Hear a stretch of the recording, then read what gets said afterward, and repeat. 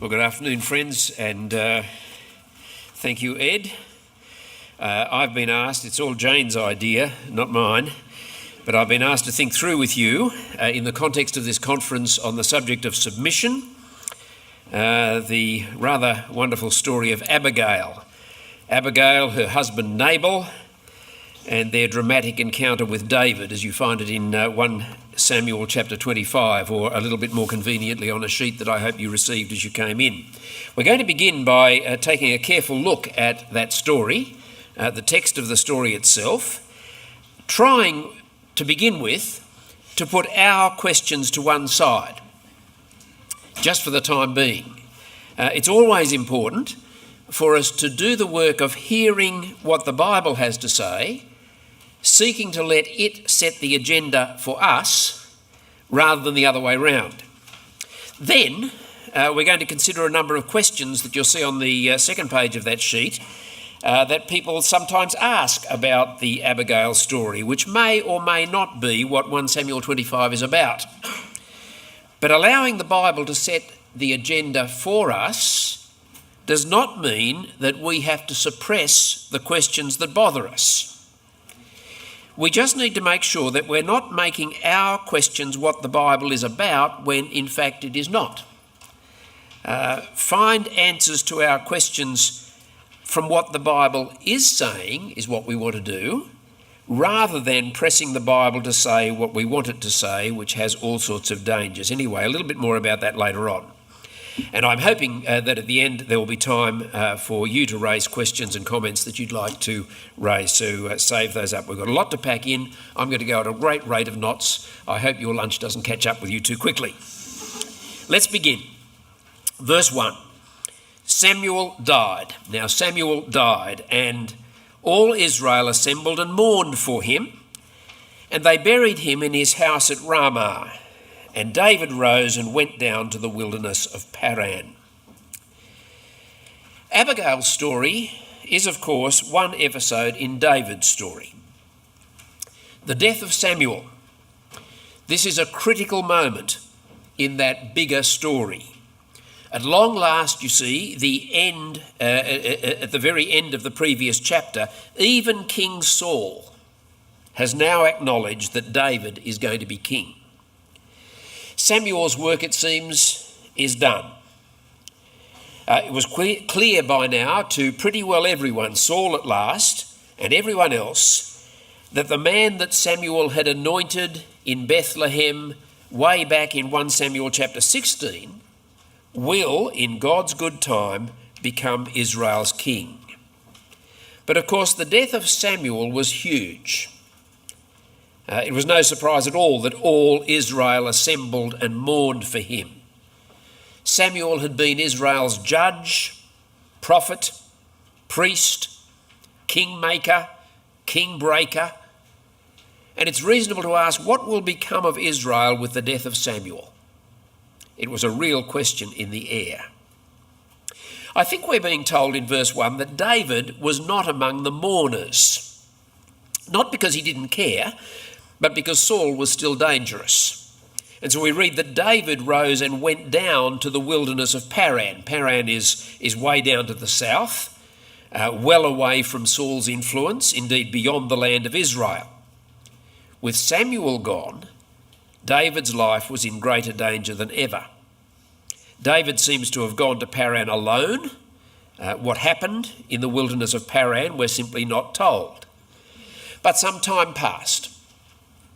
The Hebrew suggests a break between verses 1 and 2, and we're going to learn shortly a little bit of what happened in that time between verses 1 and 2.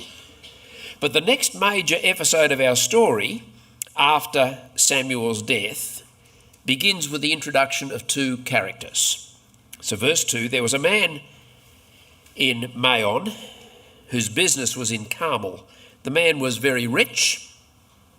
He had 3,000 sheep and 1,000 goats. He was shearing his sheep in Carmel. Now, the name of this man was Nabal. The name of his wife, Abigail. The woman was discerning and beautiful, but the man was harsh and badly behaved. He was a Calebite. We all know about Calebites. The man we meet here is very rich, literally very great, but he was one of those men whose greatness consisted in the abundance of his possessions, in what he had. The occasion of the incidents we're about to hear about was the shearing season, when this man's great wealth was in the process of becoming greater. Two things should worry us about him. The first is his name. In Hebrew, Nabal means fool. I'm not quite sure what his mother was thinking, but Nabal was his name, or perhaps it was a name he was given as time went on. I don't know. But the sense of the word comes when you know the well-known Psalm 14 verse 1, the fool says in his heart, there is no God. Literally, if I put that into transliteration there, it says Nabal says in his heart, there is no God. They are corrupt, they do abominable deeds, there is none who does good. That's the sense of his name. The second worry is the description of his conduct, which fits his name all too well. He was a harsh man, badly behaved, and we're going to see his behaviour in just a few moments. I'm pretty sure that as the writer presents us with Nabal, he's meant to remind us of Saul, if you're familiar with the story up to this point. If you've read the backstory, Maon and Carmel, the two places mentioned here, should remind us of key events in Saul's life. You can chase them up later on. Nabal is described here as a very great man, as of course was Saul, the king. Indeed, Nabal's name, fool, may remind us of the day that Samuel said to Saul, you have done foolishly, back in chapter 13. So there's the first character, Nabal. The second character introduced here is Nabal's wife, Abigail, and in short, she was everything that he was not. Her name probably means my father rejoices. More importantly, while Nabal was a fool, Abigail was discerning. She was wise. He was harsh. She was beautiful. Beautiful of form, literally. Well, those two characters before us, Nabal and his wife Abigail, such a contrast. The action begins with David hearing some news. Verse 4. David heard in the wilderness that Nabal was shearing his sheep. This is a bit typical of biblical storytelling, where we've not yet been given enough information to know why Nabal shearing his sheep would be of any interest to David. We're about to learn. Verse 5. So David sent 10 young men. And David said to the young men, go up to Carmel and go to Nabal and greet him in my name. And thus you shall greet him, peace be to you, and peace be to your house, and peace be to all that you have. I hear that you have shearers. Now your shepherds have been with us, and we did them no harm, and they missed nothing all the time they were in Carmel. Ask your young men, and they will tell you. Therefore, let my young men find favour in your eyes, for we come on a feast day. Please give whatever you have at hand to your servants and to your son David. In other words, quite a lot had happened between verses 1 and 2. David had returned from the wilderness of Paran, joined his men, and spent time in the region of Carmel, where Nabal's shepherds kept their flocks. Taking David at his word, as I'm sure we should, it'll be confirmed a little bit later on, he and his men did no harm to Nabal's shepherds or sheep. Indeed, they helped them, so that quite remarkably in that part of the world at that time, no sheep at all were lost during that time. A little bit later, we're going to learn that David and his men actually actively protected and provided security against dangers dangers of the wilderness, of which there were many through that time. In other words, over a period of time, David and his men had acted with kindness and generosity towards Nabal's shepherds and sheep. The time now came when Nabal was enjoying the benefits of the period of security for his flocks. But David and his men were in need. So David sent 10 of his young men to Nabal with this message of goodwill in David's name and a request for some kindness and generosity from Nabal. Just as we're going through, and notice that David's manner of speaking to Nabal is another reminder of Saul. Your son David is how David referred to himself when he addressed Saul. He did so most recently just in the previous chapter. Well, for verse 9, we find that the young men did as David had said. Verse 9, when David's young men came, they said all this to Nabal in the name of David, and then they waited. They waited for their reasonable request in the name of David to be granted. Nabal's response to what was said to him in David's name validated his name. Verse 10, and Nabal answered David's servants, "Who is David? Who is the son of Jesse? There are many servants these days who are breaking away from their masters. Shall I take my bread and my water and my meat that I've killed for my shearers and give it to men who come from I know not where?" You notice that Nabal knew very well who David was. He knew enough to refer to him contemptuously as the son of Jesse.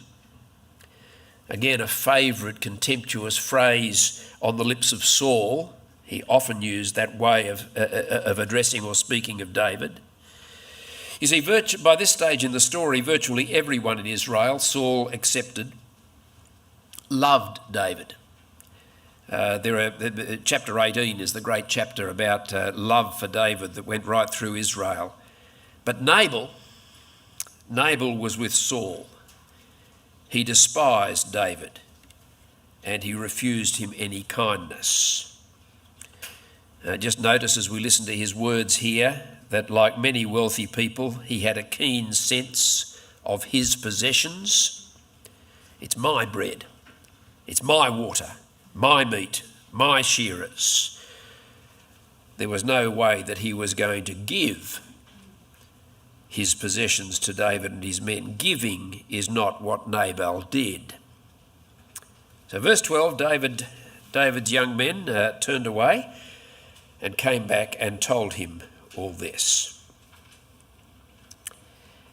David's response was swift. Verse 13, David said to his men, "Every man on with his sword." And every man of them strapped on his sword. David also strapped on his sword. And about 400 men went up after David, while 200 remained with the baggage. We're not told David's inner thoughts. I'm not sure we need to be. It's often how, the Bible usually tells its stories. The actions speak for themselves. We can see that David was outraged at the insult that his courteous, generous approach had received. We don't need to be told what David intends to do with his force of 400 men. It's going to involve swords. Now, at this point in the story, you might well think that Nabal's folly lay in scorning and insulting a man like David, a man who had up to 600 men with quite a reputation at his disposal. Nabal had made a potential friend into an armed and dangerous enemy. What a fool! However, this is where events take a rather surprising turn. One of Nabal's young men, who had heard the exchange between David's young men and Nabal, took matters into his own hands. Look at verse 14. One of the young men told Abigail, Nabal's wife, "Behold, David sent messengers out of the wilderness to greet our master, and he railed at them. Yet the men were good to us, and we suffered no harm, and we did not miss anything when we were in the fields, as long as we went with them. They were a wall to us, both by night and by day, all the while we were with them keeping the sheep. Now therefore know this and consider what you should do. For harm is determined against our master and against all his house, and he is such a worthless man that no one can speak to him." You know people like that? Now just notice again, this young man knew who David was, and he knew that Abigail would know too.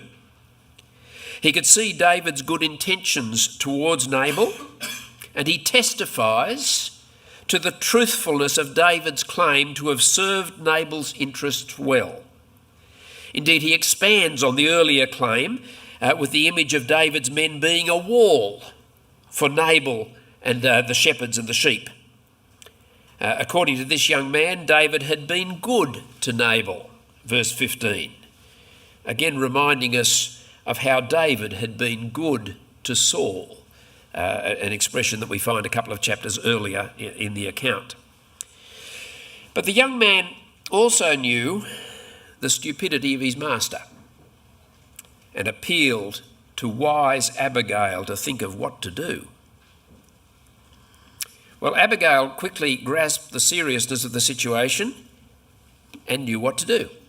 Verse 18, "Then Abigail made haste and took 200 loaves and 2 skins of wine, 5 sheep already prepared, and 5 seahs of parched grain, and 100 clusters of raisins, and 200 cakes of figs, and laid them on donkeys. And she said to her young men, 'Go on before me, behold, I come after you.'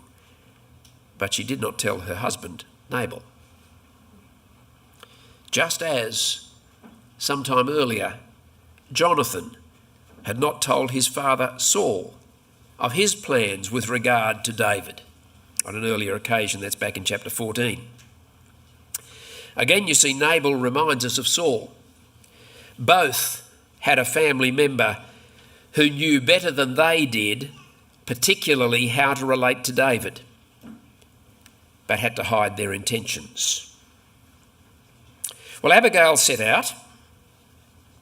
David was already on his way, and as they approached one another, the tension mounts. Verse 20, "And as she rode on the donkey and came down under the cover of the mountain, behold, David and his men came down towards her, and she met them."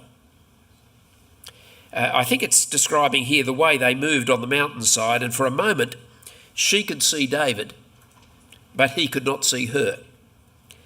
And it's quite possible that the words that we're about to hear from David were overheard by Abigail in the moments before the two met. If that's what happened, she must have wondered whether there was any chance of making peace with this furious man. This is what she heard. "Now David said, 'Surely in vain have I guarded all that this fellow has in the wilderness, so that nothing was missed of all that belonged to him. And he has returned me evil for good. God do so to the enemies of David, and more also, if by morning I leave so much as one male of all who belong to him.'" Ferocious was David. Indeed, the ferocity of his words are a little lost in the translation. In the original, the language has a vulgar edge to it that sort of fits his outrage. It's one of those times where modern translators feel they've got to sort of clean up the original, as they do. If you want to see the vulgarity of David's language, you can check out the authorised version for yourself. But I'm not sure why you'd want to, but there you are. Nabal had returned evil for the good that David had done to him. And once again, that is what Saul had done in the previous chapter. David was in a dangerous mood as he met Abigail. He swore that he would kill every male of Nabal's household by dawn. The parallels that I've just been noting between Nabal and Saul highlight the difference between David we see here and the David in chapter 24. If you remember the 24 story, I'm not going to go back to it, but it's worth just seeing the way in which David seems like a different man at this point. However, the centrepiece of our story is undoubtedly Abigail's brilliant speech when she finally met David. First, she approached David with the respect and deference that Nabal had so conspicuously lacked. Verse 23, when Abigail saw David, she hurried, got down from the donkey, and fell before David on her face and bowed to the ground. She fell at his feet and said, "On me alone, my lord, be the guilt. Please let your servant speak in your ears and hear the words of your servant." Now, she didn't pause for permission to speak on, she just kept going. Verse 25, "Let not my lord regard this worthless fellow Nabal. For as is his name, so is he.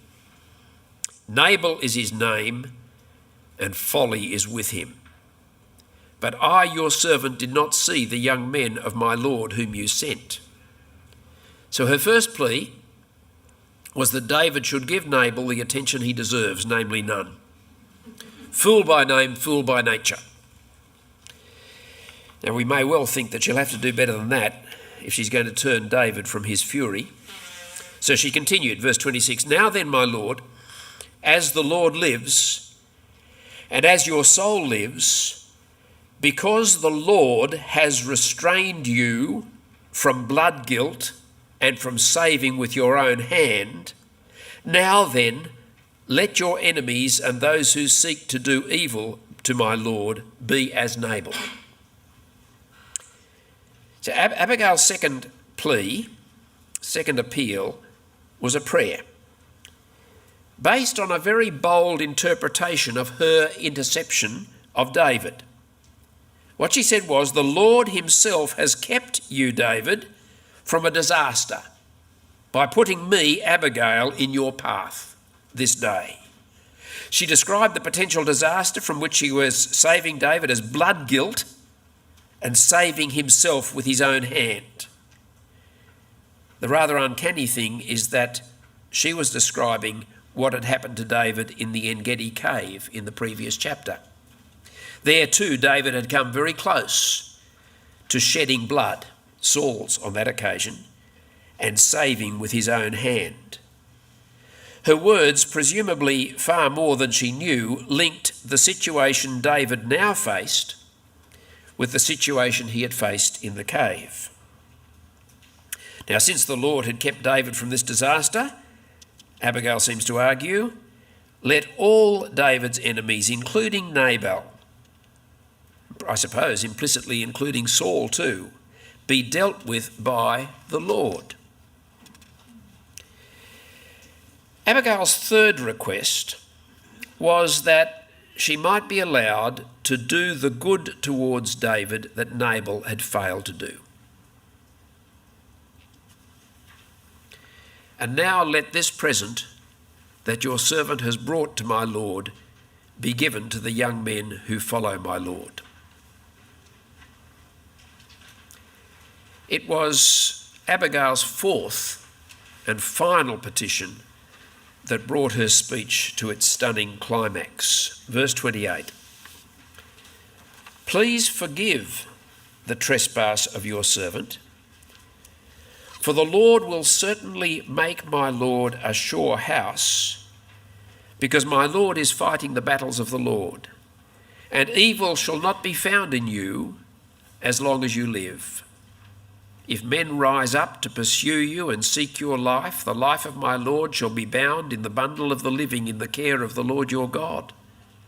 And the lives of your enemies he shall sling out from the hollow of a sling." Had she heard the David and Goliath story? I'm not sure. "And when the Lord has done to my lord according to all the good that he has spoken concerning you, and has appointed you prince over Israel, my Lord shall have no cause of grief or pangs of conscience for having shed blood without cause, or for my Lord taking vengeance himself. And when the Lord has dealt well with my Lord, then remember your servant." This is an absolutely astonishing speech from Abigail. Remarkably, she took on herself responsibility for her husband's violence. She said that back in verse 24. Now, she begged for forgiveness in verse 28.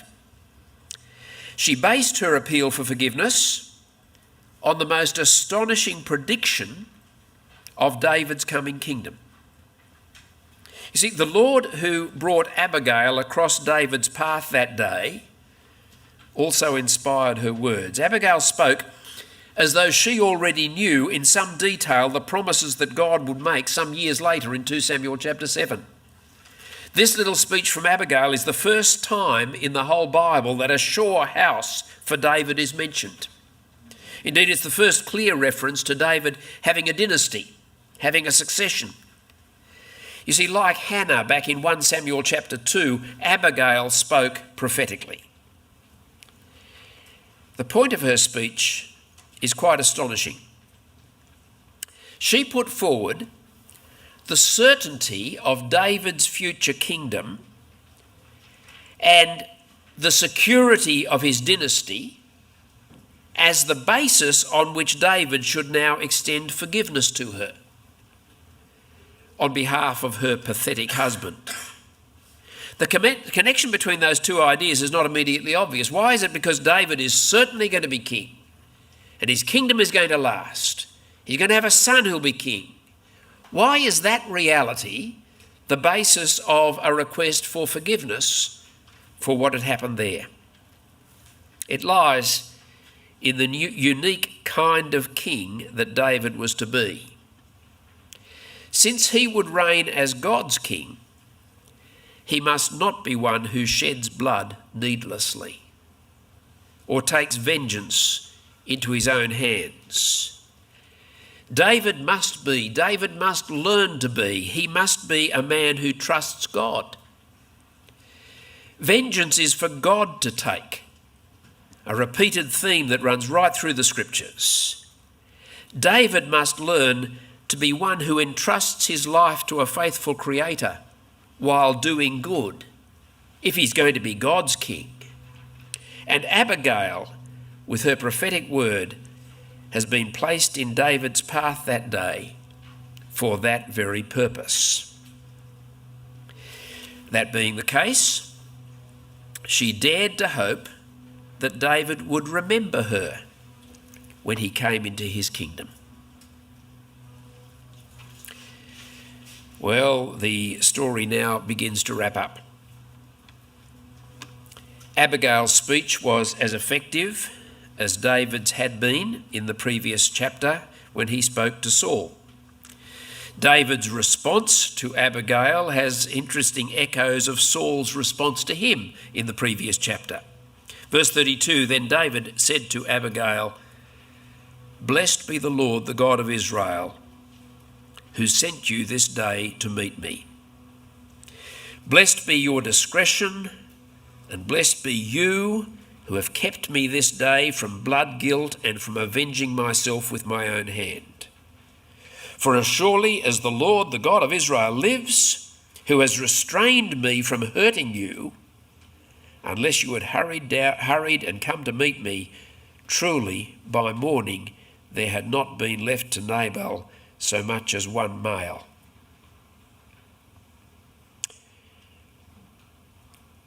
I don't know whether you're coming with me in this story, whether we're doing it all too fast, but David's back down at this point is breathtaking. The bloodletting rage of a few lines earlier, now apparently calm thankfulness to God for Abigail's intervention.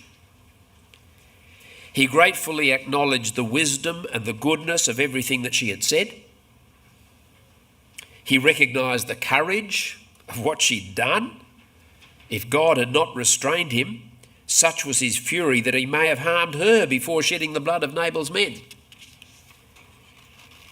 In verse 35, then David received from her hand what she had brought him, and he said to her, "Go up in peace, you and your house.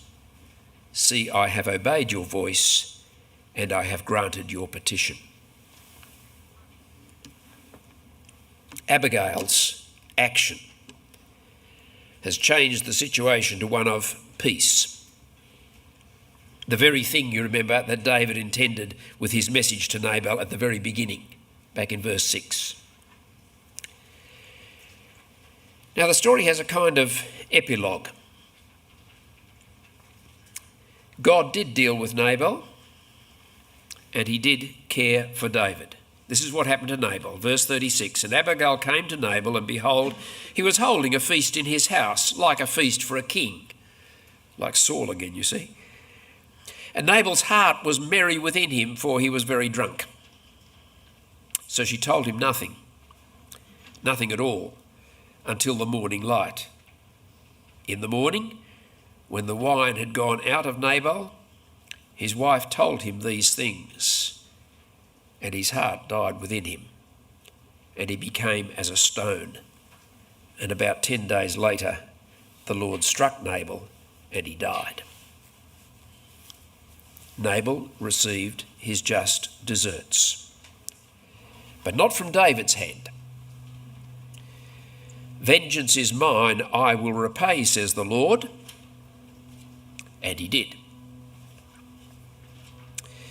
David heard the news, reading on in verse 39, when David heard that Nabal was dead, he said, "Blessed be the Lord, who has avenged the insult I received at the hand of Nabal, and has kept back his servant from wrongdoing. The Lord has returned the evil of Nabal on his own head." In the previous chapter, we haven't had time to look at chapter 24, but the two go very closely together, as does the following one, as it happens. Perhaps that's why they're 24, 25 and 26 in our Bibles. But David had called on God to be the judge and plead his case before Saul, back in 24 verse 15. Now he found that the Lord had judged the matter between him and Nabal.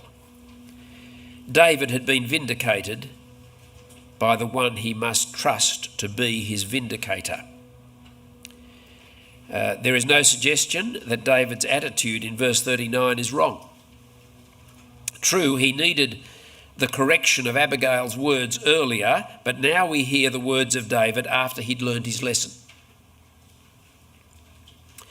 This is one of those moments where we must be reminded that the Bible narratives are not simply moral tales. We must remember here that David was God's king.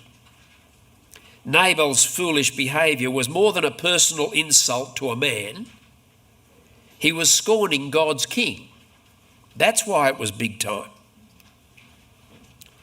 Finally, these dramatic events had another outcome.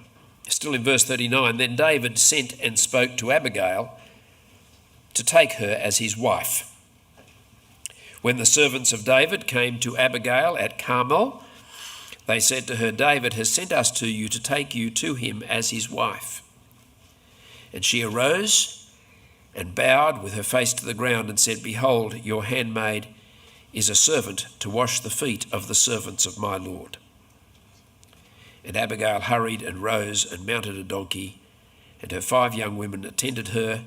She followed the messengers of David and became his wife. And I think the narrator found this a convenient point at which to give us a few more details about David's matrimonial situation. Verse 43, David also took Ahinoam of Jezreel, and both of them became his wives. Saul had given Michal, his daughter, David's wife, to Palti, the son of Laish, who was in Galim, a story that will be taken up much later in the narrative. Well, there it is. It's a good story, isn't it? What is it about? I think it's a great story. You might have gathered I love Old Testament stories. I love Old Testament stories because of their power. They're powerful at all sorts of levels. I've certainly been impressed over the years as I've worked on these narratives. They are brilliant. Inspired scripture doesn't have to be brilliant, but this is. You know, inspired scripture, God speaks to us in human language and all kinds of different human languages, but it so happens that particularly the books of Samuel, there is a brilliant narrative story. There are connections, there are subtleties and all that. So it's powerful just as a story. Bible stories are normally powerful morally too. They carry moral power. Because they're stories that are written and are told with an awareness of a holy God who rules over all things. And so it's not unusual for stories to have, and this one may well have some sort of moral power. It's not necessarily as obvious in this story, but it would be wrong for us to take note of what I'm about to say and to overlook the moral power of many of the Bible stories, the moral force of the story. But what I am impressed with again and again is that those effects of the Bible stories are only a small part of their power. And in fact, the heart of their power, their greatest power, is what I like to call the gospel power of the stories. Biblical stories, when you set them in their context and read them carefully in their context, always have gospel power, I'll call it that. Now let me try and explain a little bit what I mean. It's always dangerous to take a long story like this and try to condense what is it about to a couple of sentences, but let me have a go, and this is what I think. 1 Samuel 25 shows us a remarkable aspect of David's behaviour in the days before he became Israel's king. This aspect of David's behaviour is actually the subject of the previous chapter and the following chapter as well. We're not going there at the moment, but in your own time, go back and read that. What did David do? Well, in this story, he forgave his enemy. Got to notice that. He did. The fact that this only happened under the influence of Abigail's prophetic word, it seems to me, underlines the fact that this is not the natural way for a powerful man like David to behave. David wasn't inclined to behave this way by his nature, but it's what he had to learn, how he had to learn to behave. David had to learn the ways of God's king. And one of the reasons that the next chapter, you see, chapters 24 and 26 tell very similar stories. It's a little bit like in the Gospels where you have the two feedings stories. And you've got to work out, why is the second one there? Well, the second one there is always there for a good reason. In this case, the second one is there, it seems to me, in chapter 26 to demonstrate that David had in fact learnt his lesson. David was learning to be a king who would prepare the way for the king to come. And so we find when Jesus comes, he did not come to condemn the world, but in order that the world might be saved through him. David had to learn to be a king who would foreshadow this king. The time will come for judgment, as indeed it came for Nabal. But in the meantime, God's king, the Lord Jesus Christ, is in the business of forgiveness. Those who belong to him must be in the same business. Now, we could tease this out further, a great deal more can be said, but I think that's the heart of what the story is about. We could dispute that, no doubt we will actually, if I'm foolish enough to leave time for questions. But the story of Abigail has raised all sorts of other questions for people, particularly in the context of thinking about some of the things that have been been before us today. And I want to turn now to those questions and see what we should do with those questions, how we should think about those questions. This is partly an exercise in how should we read the Bible, but on the other side, it's partly a question, well, how should we answer our questions when and if we find it's difficult to see the Bible addressing them directly? I came across a website named after Abigail which has the following statement, which you have on your notes there. 1 Samuel 25 teaches us about Abigail, a woman married to an abusive husband. Her story is only 1 chapter long, yet it says much about the struggle of women facing abuse at home. It can help women today to understand how to protect family and loved ones from abuse while maintaining godly submission. And the website has a number of interesting Bible studies, particularly on 1 Samuel chapter 25. Now, I don't know what your first reaction to that statement is. If you've been trained at Moore College, I suspect your reaction is, oh, there's a moralistic reading of the Bible. Okay, and that's correct. And there's a problem with that, but it's not an adequate response, it seems to me. The problem with moralistic reading of the Bible, and particularly Bible narratives, is twofold. On the one hand, you can probably find a Bible story to support almost anything you want to say. So, does the Abigail story help us to see the virtues of polygamy, for example? And if it doesn't, what is your principle of reading that says it doesn't? Descriptions are not prescriptions. On the other hand, a moralistic reading almost always misses the power of the text in question because the connection of the text with the Lord Jesus Christ is overlooked or suppressed, as I think it is in that brief paragraph. Now, I've got to be fair, that's just a brief paragraph, and the writer of that paragraph might want to say a whole lot more. But certainly if the paragraph standing on its own, the connection with the Lord Jesus of this story is not to be seen. However, I want to say it cannot be wrong in itself to reflect morally on the actions of characters in the Bible. Just as it is right to reflect morally on any human behaviour. We just need to be careful that it is Christian moral reflection which must always be illuminated by the Lord Jesus. Otherwise, it's not Christian moral reflection. Put simply, and this is perhaps a bit too simply, all of my thinking about the Abigail story and all of the questions that I want to put to the Abigail story must keep in mind that Abigail's story is really part of David's story, and David is a type of Christ.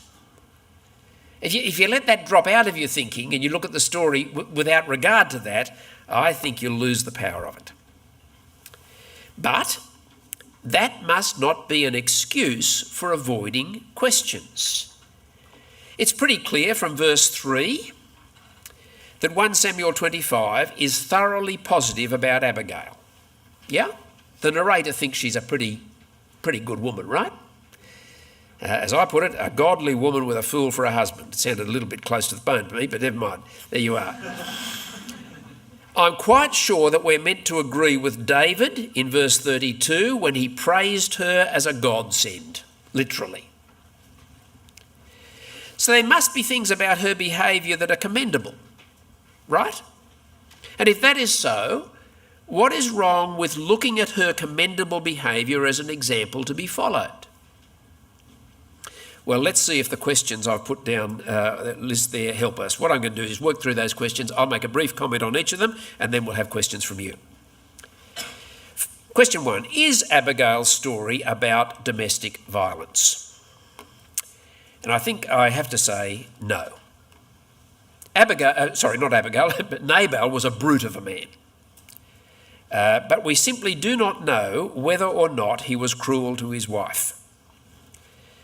You may suspect that such a man would be, but domestic relationships are complicated. There are outwardly good and respectable husbands, sometimes wives, who are terribly cruel behind closed doors. That's part of this terrible problem that we've been touching on in various ways today. And I think we have to admit that there are some men who live tough and rough outside their home but are actually kind to their wives. In other words, we don't know how Nabal treated Abigail. We can guess, but that's all we can do. And if the narrator had wanted us to know that Nabal was unkind to his wife, if that is one of the things he was talking to us about, he could easily have said it. There are plenty of places in this story where just a few words would have made that clear. But of course, Nabal was a fool. And he behaved badly towards David, and that was when Abigail took matters into her own hands. And so, question 2, I'm not quite sure which question to ask, so I'll put 2 there. Question 2, was Abigail justified in not submitting to her husband? Why or why not? Or were Abigail's actions a proper form of submission in the circumstances? And if so, what were the circumstances? There is little doubt in my mind that Abigail's conduct throughout this story is approved by the narrator without qualification. She was wise, she was good. But we're asking, was she a submissive wife?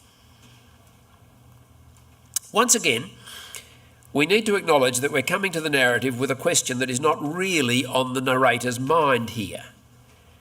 The story has not been told to show us what being a submissive wife means or to show us how submission has its limits. However, we can still ask the question. And if we do ask the question, we need to be clear about what we mean by submission. The biblical teaching about wives submitting to their husbands, and this has been made quite clear this morning, but the biblical teaching about wives submitting to their husbands is not ever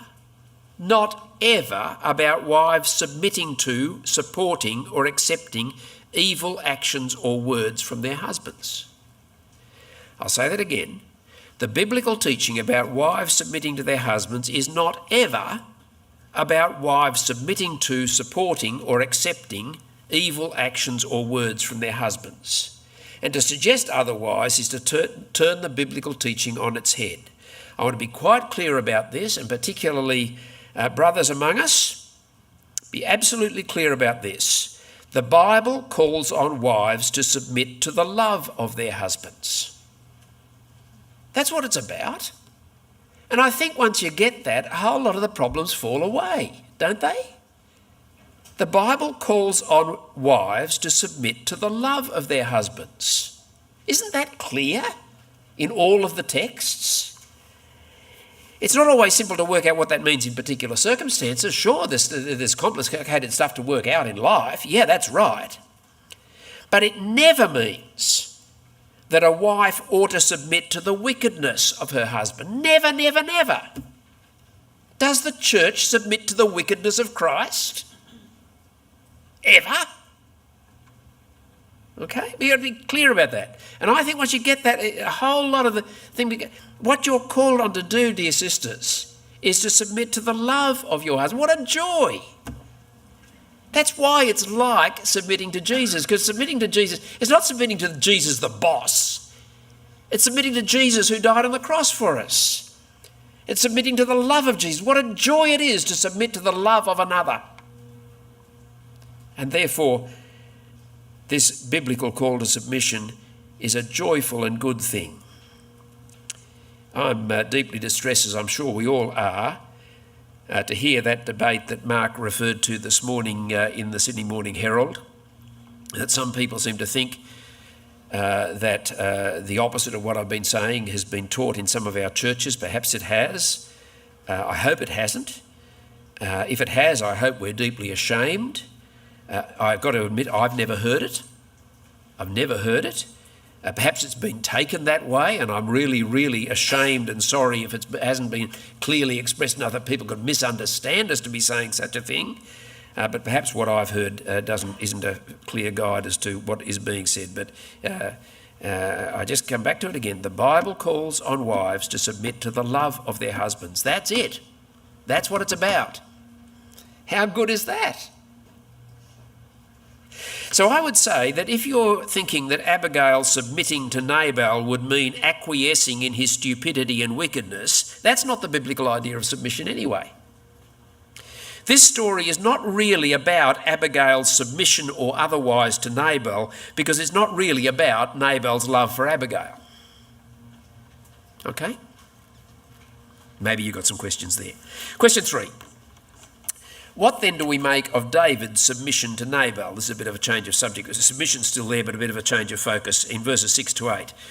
Very briefly, David's approach to Nabal in those verses, you remember, was courteous. I think you could call his reference to his men as your servants, and then his reference to himself as your son David. I think it'd be fair to describe that as submissive. It's part of the parallel between David and Nabal and David and Saul. David treated the older man Nabal, as he had treated Saul indeed, with honour, just as he treated Saul the king with honour. We may see this as an illustration of the Bible's more general teaching about submission to those who are over us in some sense. Those over us have a responsibility towards us, and we should honour them. But of course, Nabal soon forfeited any claim he might have on David's submission, and David's relationship to Nabal changed. But in the story, that is complicated by the fact that David's new attitude to Nabal is the very thing that needed Abigail's intervention. That's what I make of David's submission. Anyway, that's my answer to question 3. Question 4. We'll hurry these along. What did Abigail accomplish? We cannot really make sense of Abigail's story without giving full weight to the fact that David was God's chosen king to be. He was not yet king, but he was learning to be God's king. Nabal was not just a nasty man, he abused God's king. The most important thing about Abigail in this story, I think, is her prophetic words. Listen to Abigail's prophecy and learn about God's king. That's what David did. Abigail didn't really save her husband's life, at least not for long, but by her word she saved David from acting like a ruler of the Gentiles. Does this help a wife in an abusive marriage? Not directly, but such a wife may well be encouraged to think about how God's king, who now doesn't need to learn anything from us, is more important than your husband. He was for Abigail. 5. Does Abigail show that godly submission does not mean remaining quiet, saying and doing nothing? Well, my earlier comments about submission notwithstanding, I think I would say yes. Certainly the submission that the Bible calls for from wives and from all of us in various relationships does not mean remaining quiet, saying and doing nothing in the face of wickedness and foolishness. And I think it's fair to see this illustrated in Abigail.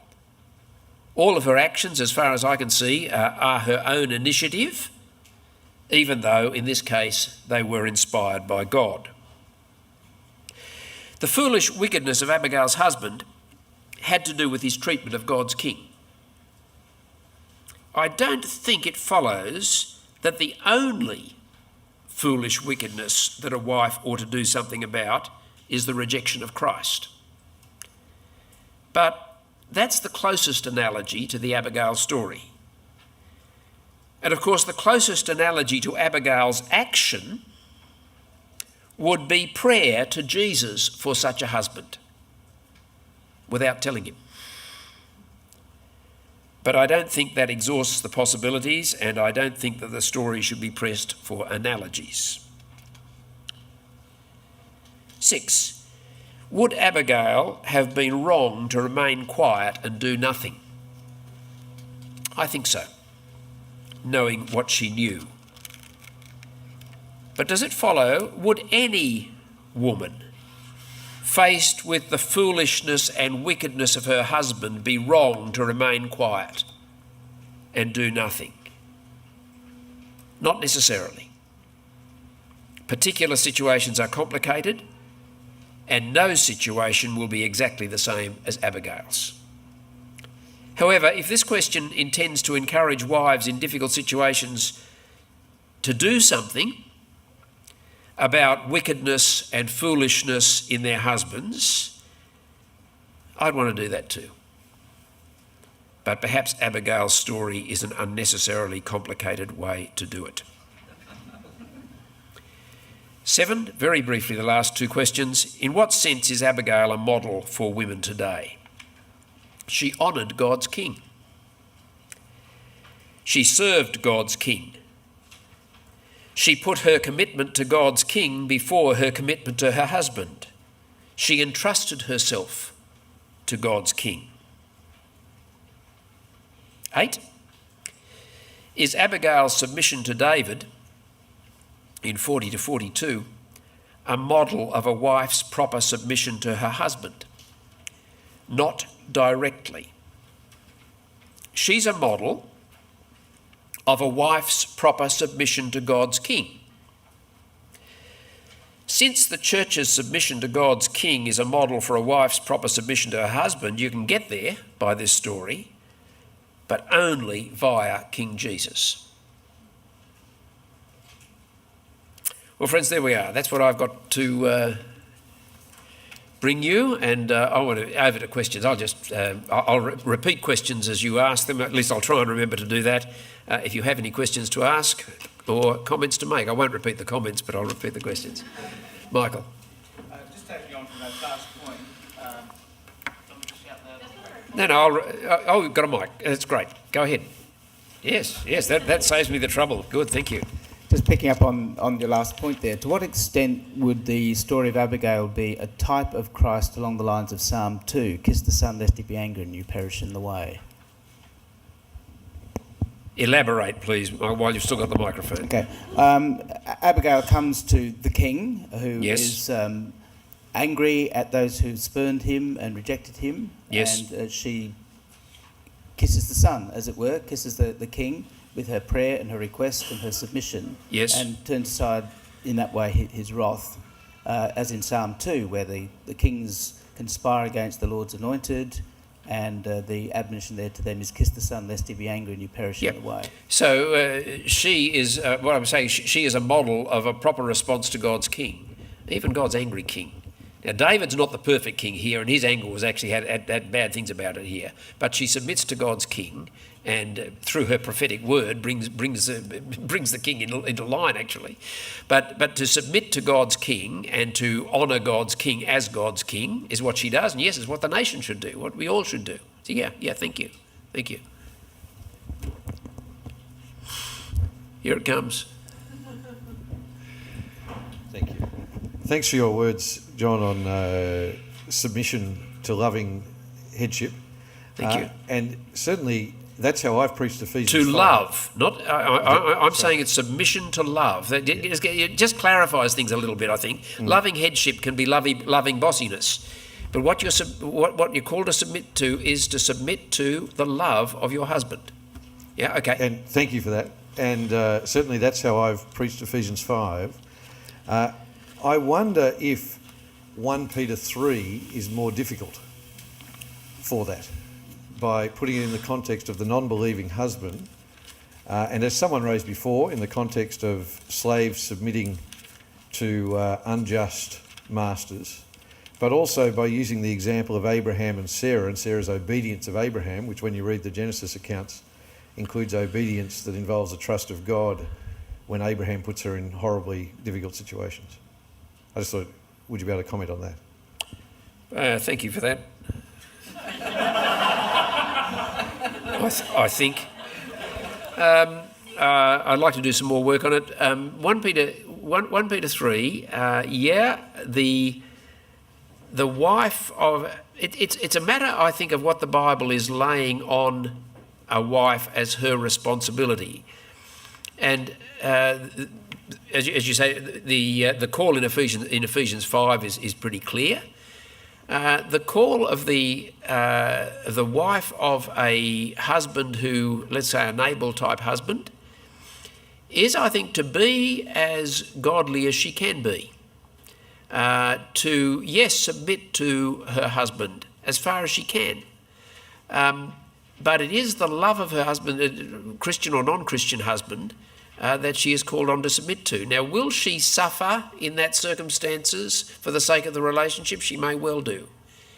But it seems to me that the submission idea and the obedience idea is related to the husband's responsibility towards her, which is to love her. That seems to me to be okay. The back. Hi, John. The question from verse 24, on me alone, my Lord, be the guilt. To what extent is a godly wife to take the blame of the foolishness of her husband? No, Abigail did. Descriptions are not prescriptions. That's all. I think that's all. And that's all I can say about this. I don't think Abigail is here for a moral lesson for how wives should act in all sorts of circumstances. This is a very particular story. It's a story that is mainly about David and what is happening to David here, and Abigail's role there. This is an unrepeatable situation. I would suggest. So you've got. So I don't think that what Abigail does is the right thing in that particular historical moment. I think it's even God-inspired in that particular historical moment to save David from taking matters into his own hands, but not a model for all sorts of other situations. That's what I think anyway. Yep.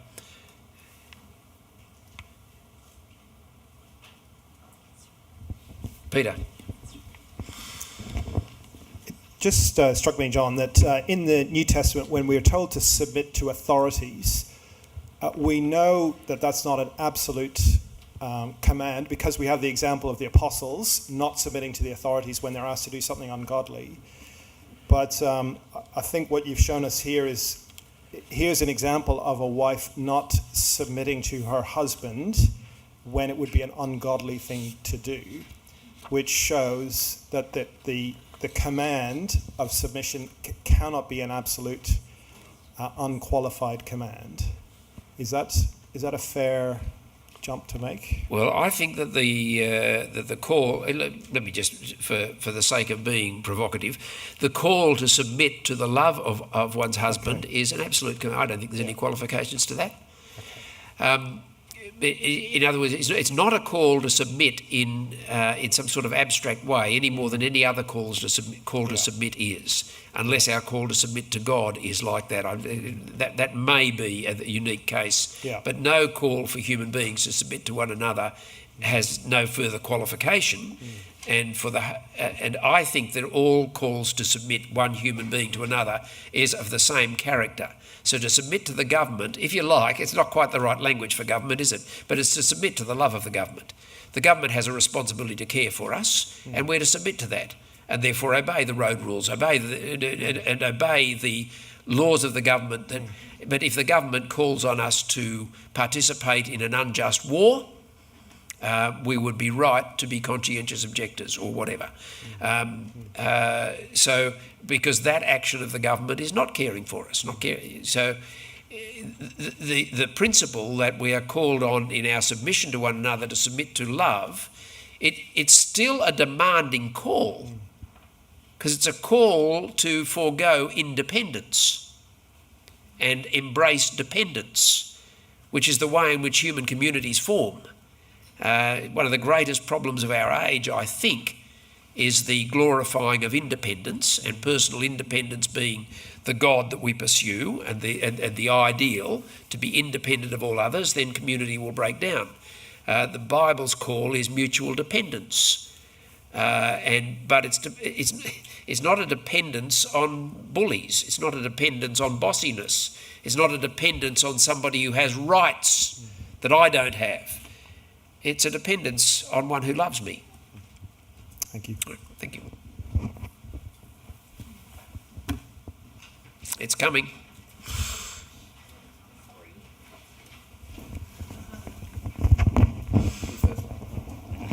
John, looking at your question 2 and having thought more about your answers to them all and the discussion of what submission is and so on, are you still uncertain which of the 2 questions is the correct one to ask?